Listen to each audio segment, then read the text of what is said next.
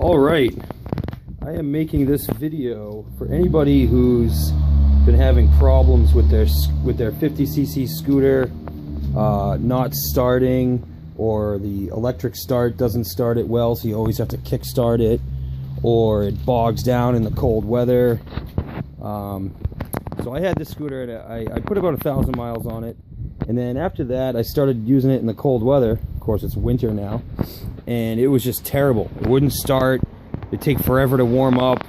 It would bog down in the street when I was trying to accelerate, and then it stopped. You know, when I came to a stop, it would die on me, and there was nothing really I could do about it, because if you turned up the throttle adjustment, the idle adjustment, then it would spin the back wheel and engage the clutch. So that didn't work. Nothing really worked. It was just terrible. I called the scooter guy. I'm like, what's going on here, And then finally, I was thinking about putting a big bore kit on it, just to basically have, a lot more power, hopefully less issues and all that. And so I called up the scooter guy again. And by the way, this is a really nice scooter. This is a GMW R1. It's got the same QMB 139 motor in it, but it's just like a bigger model. It's got the back seat on it, which I don't really recommend you put somebody else on there, but just makes for a nice longer bike. It's got a lot more, sorry about the light conditions here, but it's just a nice bike. It's pretty nice. So Scooter Man tells me, all right, don't put the big bore kit on it. He says that's kind of silly, and it puts too much strain on the engine anyway, on the lower end of the engine. So he tells me, get a new carburetor. Jump yourself up to the 19mm or 20mm carburetor. So this is my old one. This is the stock carburetor, and everything about this carburetor is just too small.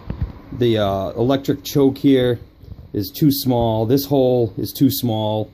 That hole is probably too small. Everything's just a little bit smaller. Even the bowl, everything's just too damn small. And the CDI, this is the stock CDI.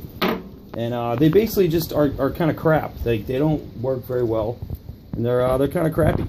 So he tells me to get a new one. So I got a new one of these bad boys, only 58 bucks, and this thing was like $20. Which the CDI, the new CDI, the performance one, gives you a lot more rev range. So you'll be, when you pull the throttle back and then the bike revs, but then it just stops revving, high rev. The new one, this is the stock one, but the new one in the bike already gives you just more rev range, so you can get up to speed faster and go. It just makes it way more fun.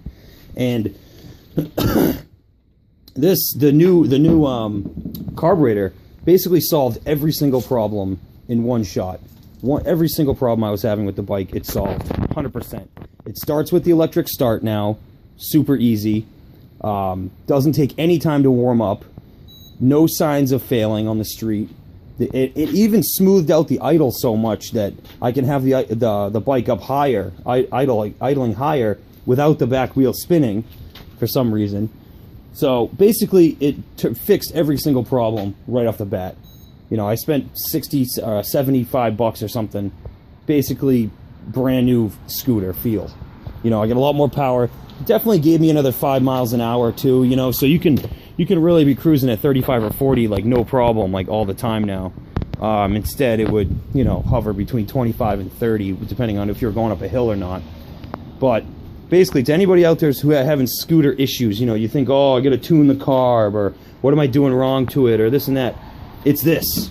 This is your problem. Stock carburetor is junk. Okay, it's too small, it doesn't work right, and it's a piece of crap. And then this guy too will, for 20 bucks, it's like you get a lot more rev range out of it. So, everything basically. So there you go. Booyah.